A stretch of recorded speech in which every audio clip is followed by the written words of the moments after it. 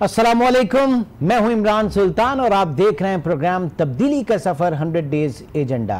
नाज़रीन, तब्दीली सरकार आई तो उम्मीद हो चली कि अब रवैयों में भी तब्दीली आएगी। तहरीक इंसाफ अब इल्जामात नहीं लगाएगी बल्कि अपनी पॉलिसियों को लागू करेगी और बहरान में घिरे मुल्क को दोबारा अपने पांव पर खड़ा करेगी। लेकिन अफसोस के साथ कहना पड़ता है कि जो तमाशा और हुल्लड़बाजी अब कौमी असेंबली में आए रोज होती है, वोटर्स के सर शर्म से झुक जाते हैं। आज पानी के मामले पर वजीर आबी वसाइल फैसल वाडा से सवाल पीपल्स पार्टी के रुकन ने किया, लेकिन जवाब मिला कि सिंध का पानी नवाज शरीफ ने चुराया। फिर क्या था? शाहिद खाकान और फैसल वाडा में लफ्जी जंग शुरू हो गई और गैर पार्लिमानी अल्फाज का तबादला भी शुरू हुआ। रही सही कसर नून लीगी रहनुमा राना सनाउल्लाह और वफाकी वजीर ममलिकत बराए मुवासलात मुराद सईद ने पूरी कर दी। आखिर ये पानी का मसला और इसका हल है क्या, और क्या फैसल वाडा वजीर बनने के बाद से इस तरह के जारहाना मूड में क्यों हैं? ये जानने के लिए हमारे साथ मौजूद हैं वफाकी वजीर फैसल वाडा साहब। बहुत शुक्रिया फैसल वाडा आपका, आपने हमें ज्वाइन किया। सबसे पहले तो आपसे जानना चाहेंगे कि तवज्जो दिलाओ नोटिस पीपल्स पार्टी का था और आपने कौमी असेंबली में पानी चोरी का तमाम इल्जाम धर दिया नवाज हुकूमत पर। क्या हकीकत है आपके इल्जामात की?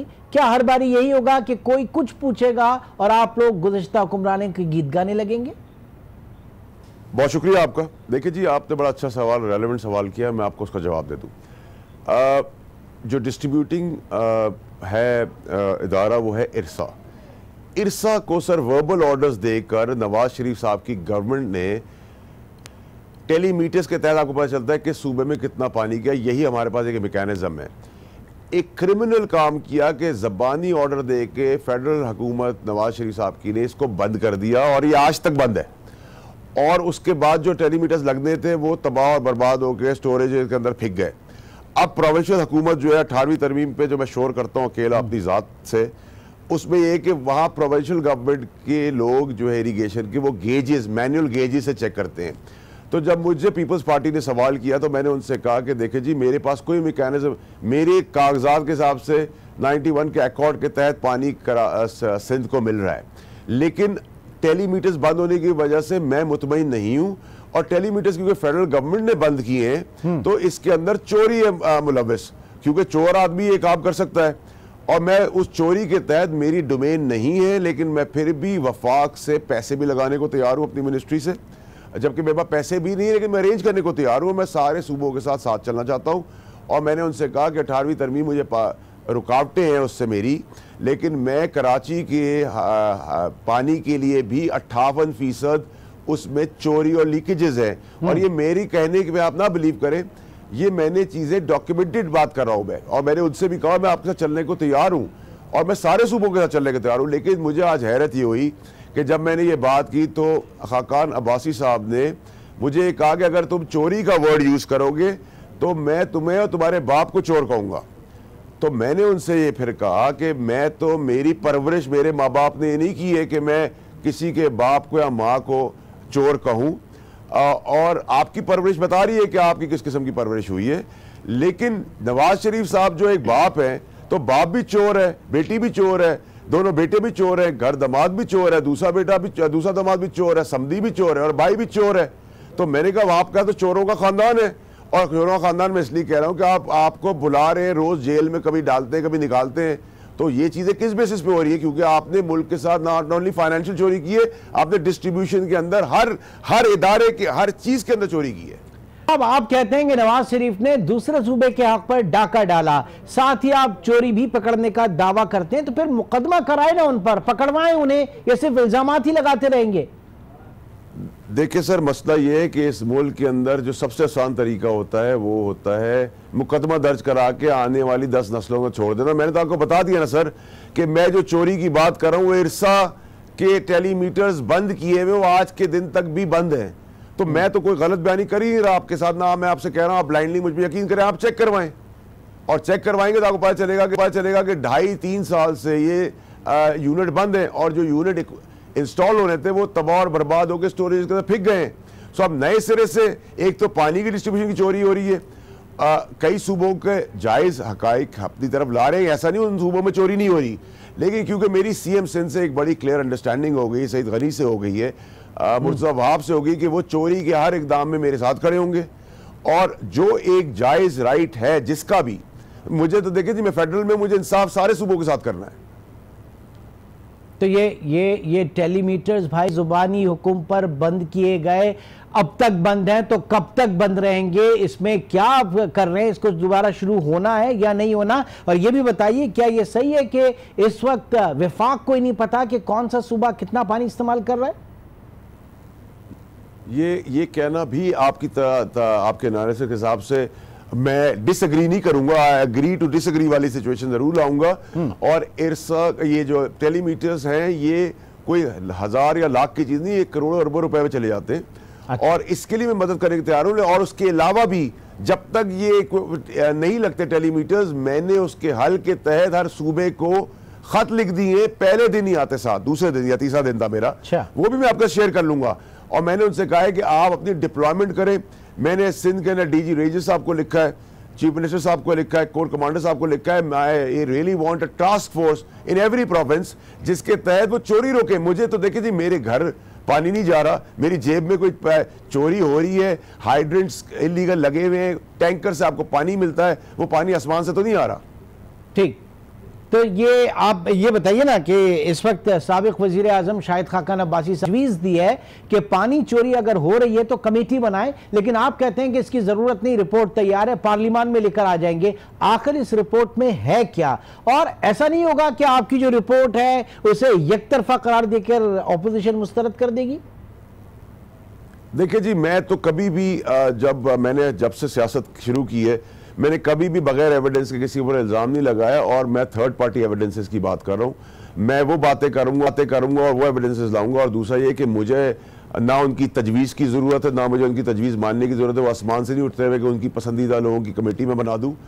अवान के अंदर लोग मुंतखब होके हैं पूरे पाकिस्तान से, उनका भी उतना राइट है कि मैं बता सकूं कि ये जो बड़ी बड़ी बातें और एहतराम की और पार्लिमानी ज़बान की बात करते हैं, जिन्होंने गैर पार्लिमानी काम किए पूरी ज़िंदगी, मुल्क को लूटा है और घसीटा है और लोगों के साथ जुल्म किया है, चाहे वो पानी हो, चाहे वो बिजली हो, चाहे वो फाइनेंशियल करप्शन हो, चाहे वो टेंडर्स हो, तो मैं बेनकाब उनको कमेटी का आगे क्यों करूं? मैं उनको पार्लियामान के साथ साथ पूरे पाकिस्तान में बेनकाब करूंगा। आई स्टेप देम ऑफ। तो इसी तर्ज सियासत पे बात करेंगे, जिस तरह की जुबान इस्तेमाल हो रही है कौमी असम्बली में, आप नहीं समझते कि ऐसी जुबान सुनने के लिए वोटर्स ने आप लोगों को मुंतखब नहीं किया, बल्कि वो तो चाहते थे कि आप उनकी मुश्किल का हल निकालें, ना कि एक दूसरे को गालियां दें?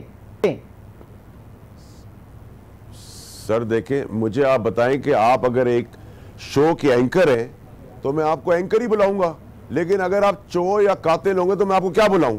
फिर तो मैं आपको एंकर नहीं बुला सकता। मैं फिर आपको चोर और कातिल बताऊंगा। मर्डरर को आप क्या बुलाते हैं? चोर को आप क्या बुलाते हैं? बेईमान को आप क्या बुलाते हैं? मुल्क दुश्मन को आप क्या बुलाते हैं? हम गैर पार्लिमानी काम, जबान पार्लिमानी, ऐसा नहीं होगा। गैर पार्लिमानी काम के ऊपर गैर पार्लिमानी जबान होगी, जिससे आप एक आम आदमी को एड्रेस करते हैं और उसके ऊपर एक्शन भी।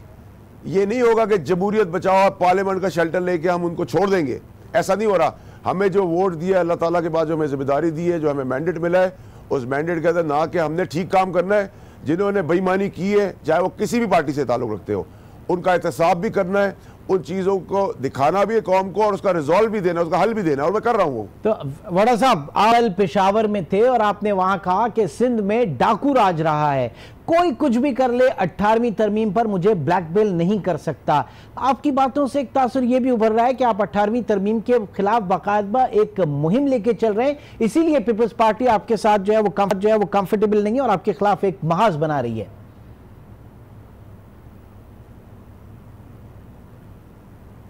वाडा साहब, देखिए जी, कोई नाउजुबिल्लाह आसमान से उतरी हुई किताब तो है नहीं 18वीं तरमीम, मैन मेड लॉज है। इसको रीएड्रेस ओपन फॉर डिबेट होना चाहिए। इसमें बहुत सारी अच्छी शिकें भी हैं और बहुत सारी गलत शिकें भी, जिसको आप कत्ले फेडरेशन भी कह सकते हैं। और पहले इन्होंने साथ मिल के मुल्क खाया था, फिर 18वीं तरमीम का सूबा खाने लगे। इसका मतलब ये है कि सूबे के अंदर अगर आप डिक्टेटर वाले टर्म्स कर देंगे लीडर के साथ और कहेंगे कि हर काम सूबा करेगा और जो फेडरल गवर्नमेंट वो पैसे देने के लिए बैठेगी, तो मैं तो ना ऐसे चलूंगा ना चलने दूंगा। मैंने कहा ओपन फॉर डिबेट है, ओपन फॉर डायलॉग है। जो शिके ठीक है उनको रखे, जो चीज शिकों के ऊपर इश्यूज हैं उनको रिजॉल्व की तरह लगे, उस पर डिबेट करें। अच्छा, ये दासू डैम का क्या मामला है? आप कहते हैं कि यौमिया 30 करोड़ रुपए नुकसान कर रहा है, इसका हल क्या निकाला है आप लोगों ने? और कौमी खजाने को जो नुकसान हो रहा है इसके जिम्मेदारों के खिलाफ कोई कार्रवाई करेंगे या नहीं करेंगे? देखिए जी, 34 करोड़ रुपए का डेली नुकसान है। अच्छा, ये 2021 में प्रोजेक्ट कंप्लीट होना था, 2 साल से ये प्रोजेक्ट अबेंडेंट है। कौम को झूठ बोला गया जमीन के बारे में, लैक ऑफ कम्युनिकेशन रखी फेडरल गवर्नमेंट ने, उन्होंने सूबे के ऊपर डाला, सूबे के पास पैसे नहीं थे, सूबे को फेडरल गवर्नमेंट ने पैसे देने थे। 2 रुपए बचाने के लिए 2 करोड़ रुपए का नुकसान डेली कर रहे हैं। मैं आपको एक लेमैन टर्म में, एक आम जबान में बता दूं, और उसके ऊपर वॉर फुटिंग पे चीफ जस्टिस साहब के भी अहकामात हैं और प्राइम मिनिस्टर साहब के भी अहकामात हैं, और मैं उसमें वॉर फुटिंग्स पे जा रहा हूं। मैं उसकी स्टीयरिंग कमेटी का हेड हूं। असूलन मेरे पास आना चाहिए था सबको, लेकिन मेरे अंदर ये तासुब है नहीं, मैं तो पाकिस्तान की नौकरी करने आया हूं, तो मैं खुद ही जा रहा हूं। और पहली दफा हो गई वर्ल्ड बैंक, वापडा, water ministry, CM, secretaries, commissioner सब ऑन बोर्ड है। कल बहुत सारे रिजॉल्व हो गए।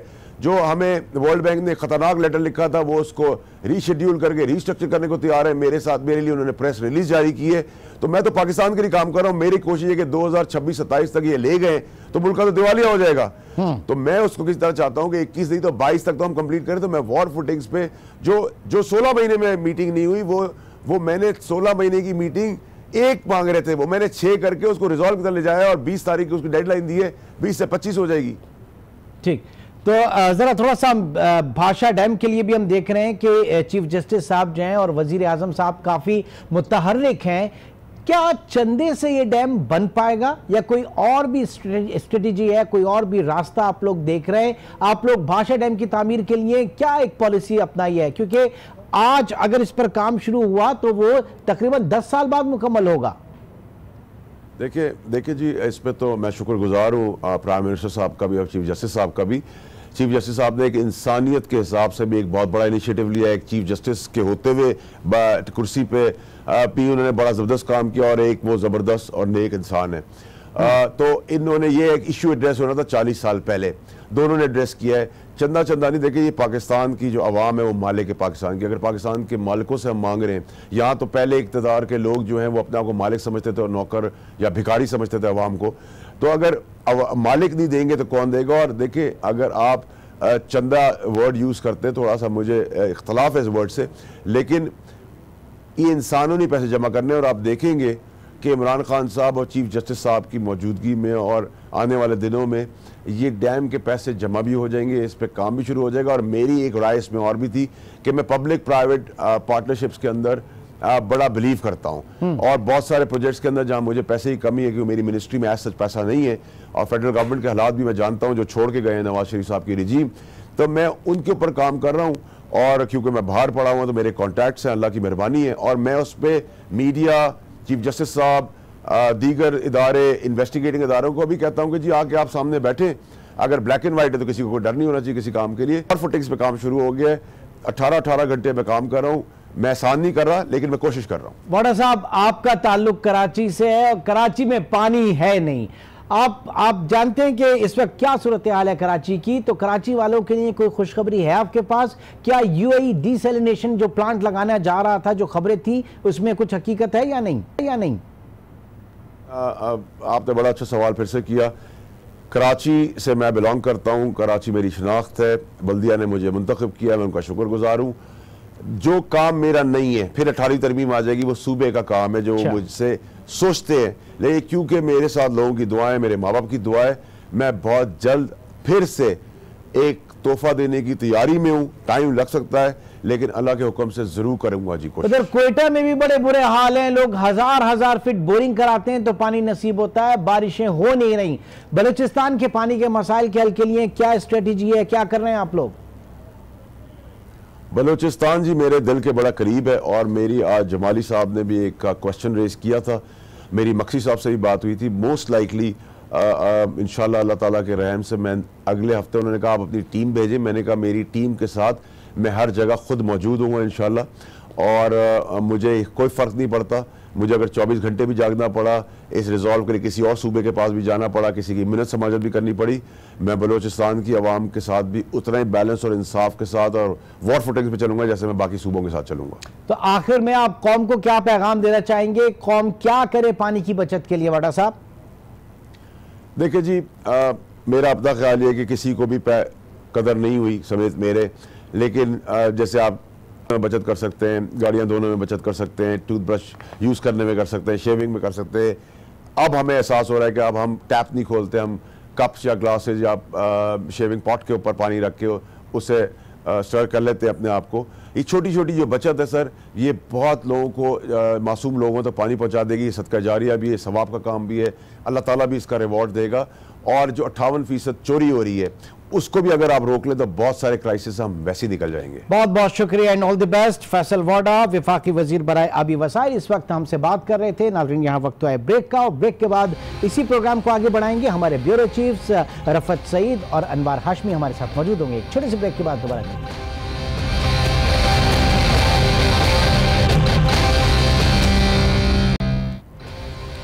Welcome back. प्रोग्राम में एक बार फिर खुशामदीद। और इससे पहले, ब्रेक पे जाने से पहले हम बात कर रहे थे वफाकी वज़ीर आबी वसाइल फैसल वाडा, उनकी गुफ्तगू आपने सुनी। इसी पर बात करने के लिए इस वक्त हमारे साथ मौजूद है ब्यूरो चीफ अनवार हाशमी लाहौर से, और कराची से ब्यूरो चीफ रफत सईद होंगे। अनवार हाशमी साहब, आज जो लबो लहजा रहा, सबसे पहले उसके ऊपर बात करना चाहेंगे। किस तरह से देखा, इस तरह ये किस तरफ हालात चल रहे हैं? पूछा कुछ जा रहा है, बताया कुछ जा रहा है, एक दूसरे के ऊपर जो है वो ब्लेम गेम इस वक्त हो रहा है। देखिए इमरान साहब, जो फैसल वाडा साहब यकीनन जल्दी में थे, वो अपने आपके सवालात का जवाब दे के चले गए हैं, वरना हम भी कुछ हकायक पे बात करते।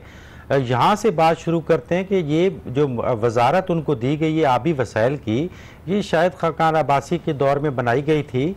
18वीं तरमीम के बाद सूरत-ए-हाल मुख्तलिफ थी। उनकी सिर्फ जिम्मेदारी ये है इस वजारत की कि वो मुल्क में जो पानी की कमी है वो क्या तजवीज़ कर सकती है। उनकी वजारत के मज़ीद जो है वो ज़खायर कहाँ पे बनाए जा सकते हैं, पानी की कमी को कैसे पूरा किया जा सकता है, और सूबों को तजावीज़ दी जाए ताकि जो 18वीं तरमीम के बाद उनको इख्तियारात दिए गए हैं वफाक इस हद तक उनकी हेल्प कर सके। लेकिन फैसल, मैं आगे हकायक भी बताता हूँ, फैसल वाडा साहब ये समझ बैठे हैं कि वजारत पानी और बिजली भी उनके पास है, वजारत इरीगेशन भी उनके पास है, और इवन के कराची की जो बल्दियाती महकमा है जिसमें टैंकरों से पानी चोरी होता है, वो उस पर भी जो है उंगलियां उठाने लग गए हैं। तो एक तो ये उन्होंने अभी तक अपनी वजारत का ड्राफ्ट तक नहीं पढ़ा कि मेरे इख्तियारात क्या हैं। एक तो ये बात हो गई। दूसरी बात यह है कि जब एक हुकूमत के पास वफाक, KPK, बलोचिस्तान और पंजाब में अपनी हुकूमत हो, तो उसके पास कितना अच्छा मौका है कि सिर्फ सिंध को एतमाद में ले, क्योंकि सिंध के भी काम उन्होंने करने इस इशू पे।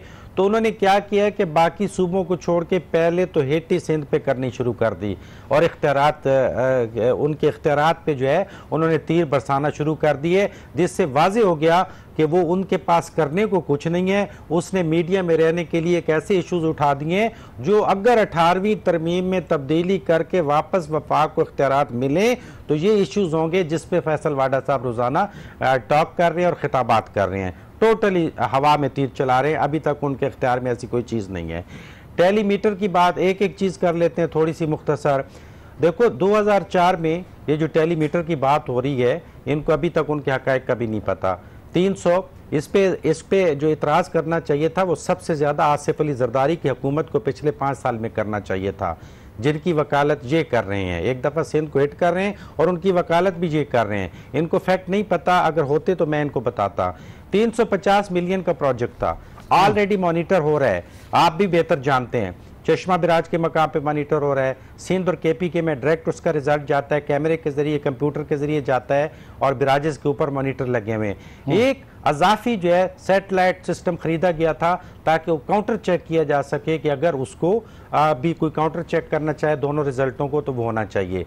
उसमें अब इन दिनों में कोई ख़राबी हो गई है तो वो मैं नहीं जानता, वो अगर ख़राबी है तो यकीनन दुरुस्त होनी चाहिए। लेकिन मैं आपको फैक्ट बताऊं कि जो नवाज शरीफ की मैं वकालत नहीं कर रहा, इन्होंने 7 फैक्ट नहीं बताए। फैक्ट ये है कि नवाज शरीफ की चोरी का इख्तियार कहाँ पे है। आप उस इलाके का ट्रैवल कर चुके हैं। आप दरिया सिंध का इशू देखें, एक चश्मा झेलम लिंक कैनाल है और एक चश्मा राइट बैंक कैनाल है। राइट बैंक कैनाल केपीके को पानी देती है, तो नवाज शरीफ पिछले 5 साल में इमरान खान की हुकूमत थी तो नवाज शरीफ इमरान खान के लिए पानी चोरी करके केपीके को क्यों देता? एक तो ये इनका जवाब गलत है। चश्मा झेलम लिंक कैनाल आपको पता है कि उसकी जो बनाई गई थी साख्त, वो इसलिए थी कि जब पानी उस हद से ज़्यादा होगा, उसकी बनावट ही ऐसी है, तो उसको दरिया झेलम में फेंका जाएगा और फिर जाके वो पंजनंद से आगे दोबारा दरिया सिंध में जाएगी। और एक है ग्रेटर आखिरी बात, एक है ग्रेटर थल कैनाल। ये टोटल जो है को 8 से 9 हज़ार क्यूसेक है और दरिया सिंध की कैपेसिटी आपको पता ही है एवरेज 10 लाख क्यूसेक होती है। तो ये 8,000 में से साल में या 2 सालों में एक दफ़ा वो नहर खुलती है ग्रेटर थल कैनाल, जिसके हक़ाइक़ का नहीं पता। तो इन्होंने ये शो किया है जैसे कि पानी चोरी हो रहा है। अच्छा, ये तो अभी जरा रफत सईद से भी बात कर लेते हैं। आपने सुना कि वजीर मौसूफ कहते हैं कि चोर को चोर कहूंगा।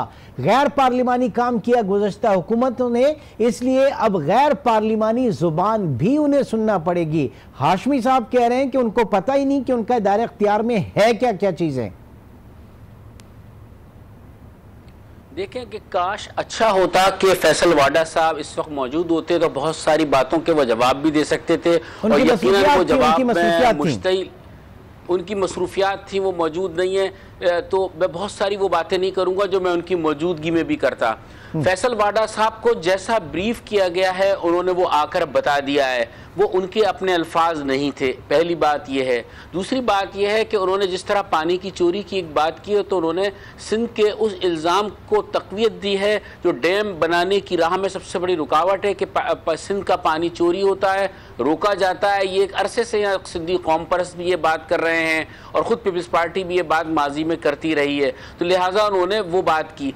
ये उन्होंने फेडरेशन में दरार डालने की कोशिश की है जो आज उन्होंने असम्बली के फ्लोर पर गुफ्तगू की, असल मौजू से हटकर बात की, पानी पर सियासत कर रहे हैं। इसके साथ साथ जो वाटर कमीशन है वो K4 और जो मंसूबे कराची के पानी की सप्लाई करने के जो मंसूबे हैं K4 और K5 जो है वो उसकी बाकायदा निगरानी हो रही है और कहा यही जाता है कि वहाँ पर किसी कंपनी ने जो हिस्सा लिया है उसकी बिडिंग में, उसमें इनकी भी मौसूफ की भी एक कंपनी मौजूद है। इसके बाद कराची में उनका एक वसी कंस्ट्रक्शन का कारोबार है, वो डिफेंस सोसाइटी और जमजमा के इलाके में उनकी बेशतर बिल्डिंगें हैं। क्लिफ्टन बाथ आइलैंड में उनके कई प्रोजेक्ट चल रहे हैं। बताया यह जाता है कई सियासी शख्सियात और जो सरकारी शख्सियात है उनके साथ वो कारोबारी शराकतदार हैं। तो जिस आदमी के इतने स्टेक्स हो इस शहर में, कॉन्फ्लिक्ट ऑफ इंटरेस्ट है यहाँ पे, कॉन्फ्लिक्ट ऑफ इंटरेस्ट आप कह रहे हैं? बिल्कुल अपनी जगह पर मौजूद है। आगे चल के ये चीजें सामने आएंगी। वाडा साहब को कुछ नहीं पता अपनी मिनिस्ट्री के बारे में और वो बिल्कुल ठीक कहा है हाशमी साहब ने कि उन्होंने ये भी नहीं देखा कि उनके दायरे में क्या क्या चीजें आती हैं। वो बिल्कुल एक ऐसा ट्रीट कर रहे हैं कि वो मेयर भी हैं, वो बिजली और पानी के वफाकी वजीर भी हैं, तमाम मामलात उनके कंट्रोल में आते हैं और वो जिस तरीके से धौंस और धमकी से बात करते हैं, मेरे ख्याल में आने वाले दिनों में सबसे ज्यादा नुकसान तहरीक इंसाफ की हुकूमत को, मैंने पहले भी कहा है कि वजीर इत्तलात और फैसल वाडा जैसे लोग अगर बात करेंगे इस अंदाज से तो किसी तौर भी मुफाहमत की सियासत नहीं हो सकती, किसी तौर भी मामलात आगे सियासी नहीं चल सकते। जरा एक कॉलर भी हमारे साथ इस वक्त मौजूद है कराची से, सगीर अहमद साहब हमारे साथ मौजूद हैं। सगीर साहब फरमाइए, क्या कहना चाहेंगे? मैं सर ये कहूँगा कि हमारे हल्के से भी फैसल वाडा भाई जीते हुए हैं NA 249 से, और हमारे यहाँ लेने बिछी हुई नहीं है, लेने में पानी भी नहीं आ रहा और इन्होंने तो टैंकर भी बंद कर दिए हैं। अब मीठा पानी मिल नहीं रहा, हम क्या करें मुझे बताएं, मेरा स्कूल भी है टाटन में। अच्छा ठीक है, आप सगीर साहब आपका सवाल आ गया। अब ज़ाहिर है कि यही सारा रोना है कि एक तरफ तो पानी दस्तयाब नहीं है, फिर टैंकर्स भी बंद हो गए। सूरत हाल मेरी बात जी इमरान मैं इस पर बात मुकम्मल करूंगा। बात इन्होंने बिल्कुल ठीक की। वो टीवी कैमरे लेकर वो मुख्तलिफ जगहों पर जाते हैं, छापे मारते हैं, उनके साथ सिक्योरिटी के इंतजाम होते हैं, वो ये तासुर देते हैं कि वो यहाँ के हुकूक की बात कर रहे हैं। यहाँ वो अपने हल्का इंतखाब तरतीब देना चाहते हैं। गो अभी वो मुंतखब तो हो गए हैं यहाँ पर, लेकिन इसके अलावा मैं बताऊंगा कराची में एक मसला पानी का जो एक सबसे बड़ा मसला ये है कि माफिया सरगर्म है। कराची जो है वो मैंने आपसे पहले भी कहा था, पानी की माफिया, पत्थरों की माफिया, भत्तों की माफिया, इस हवाले से इसकी शोहरत है। कराची सोने की कान है, पानी से लोगों ने पैसा बनाया है। माजी में जो ये बिल्कुल होता रहा, यहाँ पर हाइड्रेंट, सहाफियों ने भी हाइड्रेंट हासिल किए, उनकी भी तफसील मौजूद है। बहुत सारी अहम शख्सियात के, सरकारी शख्सियात के हाइड्रेंट चल रहे थे, वो भी अपनी जगह मौजूद हैं। कराची में बोरिंग, एक आप फेडरल बी एरिया की एक मिसाल दूंगा आपको मैं, कि पीपल्स कॉलोनी के करीब एक माफिया ने वहां पर ड्रिलिंग की, पहले बोरिंग के नाम पर। ये कैफे प्याला की तरफ की बात कर रहे हैं, की पाइपलाइन जा रही है जी, कैफे प्याला के अतराफ की बात कर रहे हैं ना गालिबन आप? जी, मैं कैफे प्याला के पास की बात कर रहा हूं। वहां से पूरे फेडरल बी एरिया को पानी जा रहा है, कहत हो जाएगा पानी का अगर इस तरह से बोरिंग करवा के। बोरिंग साहब एक मिनट जरा आएगा, कराची से एक और कॉलर भी है, जरा उनसे भी बात करते हैं, फिर आगे बढ़ाते हैं। जी, कंधारी साहब इस वक्त हमारे साथ कराची से मौजूद है, फरमाइए जनाब, क्या कहना चाहेंगे? मैं ये कहना चाहूंगा, जो अभी जो बात हो रही है, रफत भाई जो बात कर रहे हैं 200% इनकी बात दुरुस्त है। जरा वाडा साहब के जरा बैकग्राउंड निकलवाइए, जो कराची में ये काम कर रहे हैं, इनको जो वजारत दी गई है। ठीक है जनाब, नहीं, बात करनी है मुझे। जी बोलिए, आप बोलिए, आप बोलिए, हम सुन रहे हैं। क्योंकि रफत भाई बात कर रहे हैं ना, मुझे आवाज समझ में नहीं आ रही। अच्छा, तो मैं ये कह रहा था, वाडा भाई ये जो रफत भाई बात कर रहे हैं, इनके बारे में बिल्कुल 200% दुरुस्त बात कर रहे हैं। जरा इनका बैकग्राउंड मालूम करें, इनकी एक्टिविटीज कराची में इस टाइम है क्या। इनको जो वजारत दी है पानी की, वाडा भाई को, इनको इसके बारे में तजर्बा क्या है, इस सिर्फ वजारत के बारे में जो इनको दे दिया गया है। अब ये बातें तो यहाँ पे आके मीडिया पे कराची वालों के लिए बात कर, मैं कराची वाला हूँ, मैं हूँ कराची, ठीक। तो इनको मालूमात है कि अमेरिका से उठ के यहाँ आ गए। जिस अंदाज में ये बात करते हैं, कोई पढ़े लिखा आदमी इस अंदाज में बात करता है, किसी की वजह के हर छोटे बड़े की इज्जत है। मैं किसी पार्टी से, किसी मजहबी जमात से मेरा ताल्लुक नहीं है, मैं सिर्फ एक आम शहरी हूँ। जो कराची वालों की ये बात कर रहे हैं, इनको तो कुछ पता ही नहीं है कि कराची में होता क्या है। अमेरिका से उठ के आ गए, हमेशा 3 पीस पहने हुए होते हैं और बात इस तरह अंदाज में करते हैं कि आदमी इनके सामने खड़े होकर बात करना मेरे जैसा आदमी पसंद नहीं करता कि मैं वाडा से बात करूं। ठीक है, चलिए, आपका पॉइंट ऑफ व्यू आ गया, और जाहिर है कि इस बात ये रही है कि क्या is the right man the right place है या नहीं, और तजर्बा किसी का है या नहीं, या मुताल्लिका वजारतें दी गई हैं। ये तमाम चीजें डिस्कस करेंगे। एक छोटे से ब्रेक की तरफ चलेंगे और ब्रेक के बाद भी प्रोग्राम जारी रहेगा।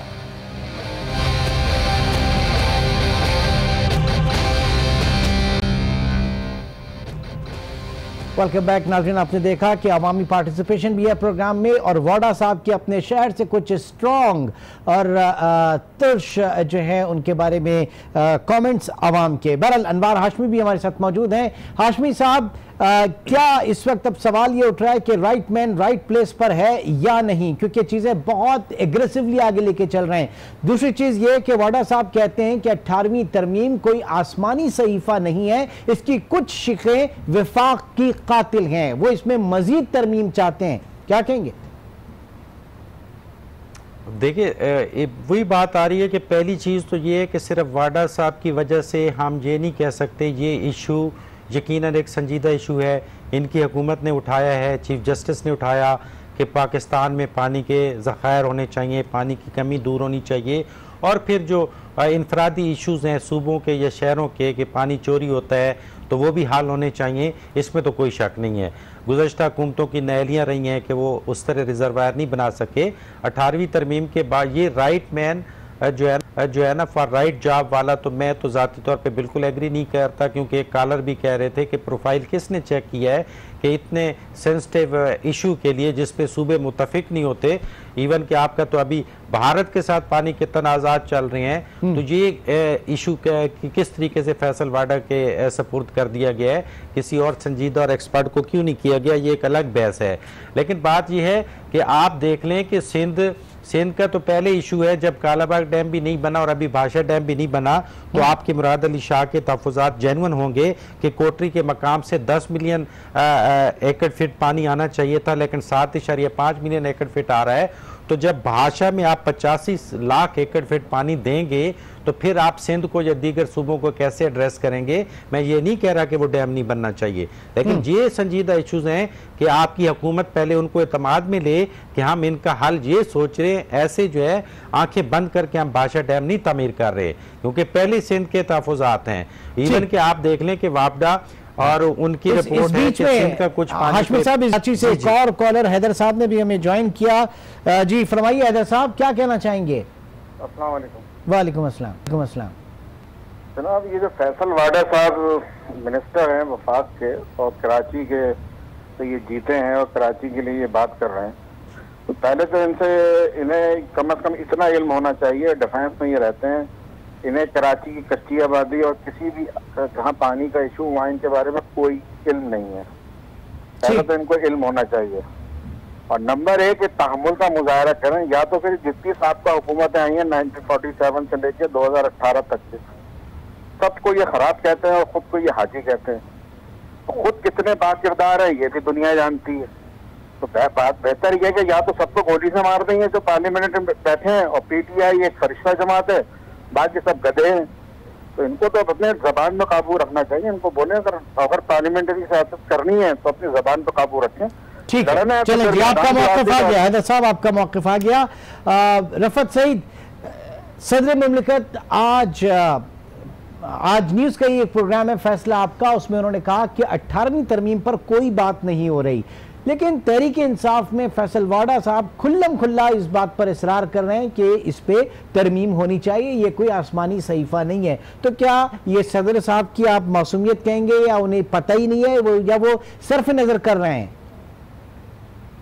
देखिए, आरिफ अलवी साहब जो हैं वो एक मुअज़्ज़िज़ और वो नरम गुफ्तार आदमी हैं और बहुत पार्लिमानी तौर तरीक़ों से वो वाकिफ़ हैं, लिहाजा वो इस किस्म की गुफ्तगू गैर ज़िम्मेदाराना कर नहीं सकते। मुझे यही लगता है कि तहरीक इंसाफ ने कुछ ऐसे लोगों को असम्बली में इंडक्शन की है जिन्हें रखा ही सिर्फ इस काम के लिए गया है कि वो इस किस्म के बयानात दें, इस किस्म के हिज़्ब इख्तिलाफ के साथ जो एक महाज़ाराई की कैफियत पैदा करें। मैं इसमें एक बात और कहूँगा कि chief justice of Pakistan dam बनाने के लिए जितनी जस्तजू कर रहे हैं, जो मेहनत कर रहे हैं, आपने देखा वो बीमारी के बावजूद भी जब भी अदालत में अब आए हैं उन्होंने हमेशा डैम की बात की है। ये उस मफाहमत को जिसे चीफ जस्टिस लेकर चल रहे हैं, जो सूबों को यकजा करने की बात कर रहे हैं, उसे मुंतशिर कर रहे हैं। वो आप देखें, वो छेड़छाड़ कर रहे हैं बाकायदगी से कि वो सिंध को एक लिहाज से आप सिंध को खड़ा करना चाह रहे हैं। उन्होंने एक जुमला साथ ये कहा कि मैंने इस मामले में मुराद अली शाह, वजीर आला सिंध, मुर्तज़ा वहाब और सईद गनी सब मेरे साथ ऑन बोर्ड हैं। ऐसा हरगिज नहीं है, कोई भी उनके साथ ऑन बोर्ड इस तरीके से नहीं है। जो उनका अंदाज़े सियासत है उस पर कोई है, बिल्कुल ये लोग बात करना चाहते हैं, सिंध बात करना चाहता है, मुफाहमत करना चाहता है, सिंध के तहफ़्फ़ुज़ात अपनी जगह पे उन्हें एड्रेस किया जाना चाहिए जो इस मसले पर है। हम मुफाहमत की तरफ ले जाने की बात कर रहे हैं कि डैम बने आने वाले दिनों में, जो हमारे रिसोर्सेज बढ़े पानी के, ये उन चीज़ों को ले जा रहे हैं सियासत की तरफ। इस तरीके से मैं एक बात और कहूंगा, और वो भी गालिबन बंद गली की सियासत, इस रवैये के साथ तो चीजें शायद बंद गली की सियासत। इमरान एक बात मैं और कहूंगा कि कभी भी कौमी असम्बली में इतनी गैर पार्लिमानी जबान इस्तेमाल नहीं की गई जो इस मरतबा इस्तेमाल की जा रही है। बार बार स्पीकर को हज़फ करना पड़ता है। आपने आवाम का रिएक्शन देखा, जो इस वक्त कॉलर्स हैं वो भी इस वक्त जो है इसके ऊपर नाला है।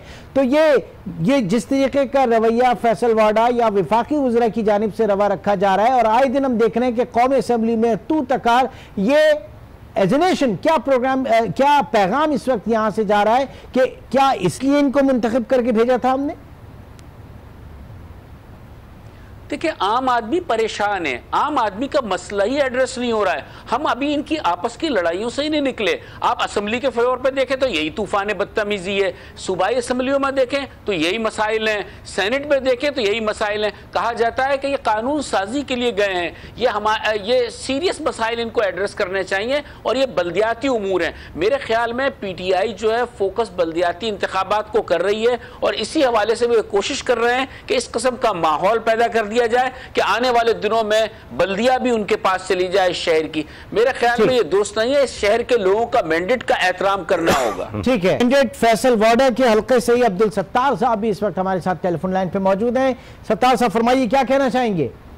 अस्सलाम वालेकुम। जी वालेकुम अस्सलाम। सर मैं ये कहना चाहूँगा कि ये फैसल वाडा साहब तो इस वक्त चंद दिन हुए आए हैं। मैं बल्दिया टाउन में पैदा ही बल्दिया टाउन में हुआ हूँ। मेरी उम्र तकरीबन 50 साल के करीब है। इस वक्त तकरीबन 20 साल से बल्दिया टाउन की कंडीशन ये है। जी बताइए सर। मैं 50 साल मेरी एज है। मैं पैदा ही पाकिस्तान में जी जी जी आगे आगे बताइए। 20 साल से क्या कंडीशन है कि 20 साल से मेरे इलाके बल्दिया टाउन में पानी बिल्कुल भी इस कंडीशन में आ रहा है कि पूरे साल में 3 घंटे पानी आता है पूरे साल में। इस वक्त पानी पीने के लिए ना पानी है, ना ट्रक है, ना कुछ है। इस वक्त पानी के ट्रक भी बंद कर दिए गए हैं। और मेरी आपसे रिक्वेस्ट है कि आप थोड़ा टाइम निकाल के अपनी टीम को बल्दिया टाउन में भेजें ताकि वो विजिट करें प्लीज। ठीक है, आपका पॉइंट इस वक्त सामने आ गया। हाशमी साहब, ये जो इस वक्त रवैया है पार्लियामेंट के अंदर, कौमी असम्बली के अंदर, ये जो तर्ज सियासत है, ये कहां लेके जा रहा है इस मुल्क के सियासी कल्चर को? देखें, जिस असम्बली में बिलावल भुट्टो जैसा लीडर वो वाला नारा लगा दे जो कि बहुत ही गैर मामूली होता है कि कदम बढ़ाओ इमरान खान, हम तुम्हारे साथ हैं, और उसके बाद इमरान खान के पास वाडा जैसे बंदे हों और उनको समझ कुछ ना आए कि वाहिद सूबा था जहां हमारी हुकूमत नहीं है और वो भी कदम बढ़ाने की बात कर रहे हैं, और ये पानी के बारे में तजावीज़ देने की बजाय कहें कि मैं तो पहले चोर को चोर कहूँगा और डाकू को डाकू कहूँगा, तो फिर इन्ना लिल्लाहि व इन्ना इलैहि राजिऊन ही कहा जा सकता है। इससे बड़ी मफामत की पेशकश सिंध और कैसे कर सकता है? तो ये तो कोलैटरल डैमेज नहीं होगा आगे चल के खुद इस हुकूमत के लिए? अगर इस तरह की चीज़ें सूरत हाल इस तरह से लेके चली तो ये तो खुद हुकूमत ही को नुकसान होगा। क्या आप ऐसे भी कुछ है कि कोई बल्दियाती इंतखाबात के लिए मामला गर्म किया जा रहा है, कुछ हल्का इंतखाब जो उसको जोर पकड़ने के लिए इस तरह की कुछ प्लानिंग लग रही है? देखिए, इस अंदाज में तो कोई बल्दियाती इंतखाबात के लिए वो राह हमवार नहीं होती।